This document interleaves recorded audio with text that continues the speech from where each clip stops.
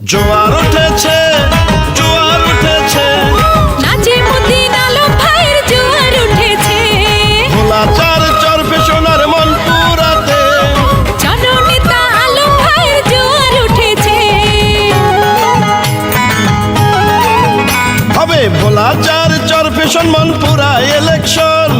ইনশাআল্লাহ আলম ভাই পাবে মনোনয়ন।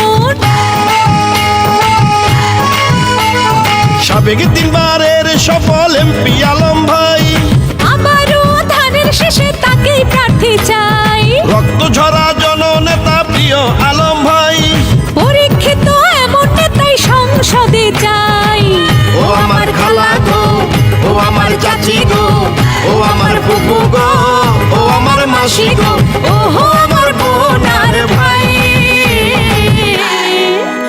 আমরা আলম ভাইয়ার পাশে থাকবো সবাই। আবারও আলম ভাইকে এমপি দেখতে চাই।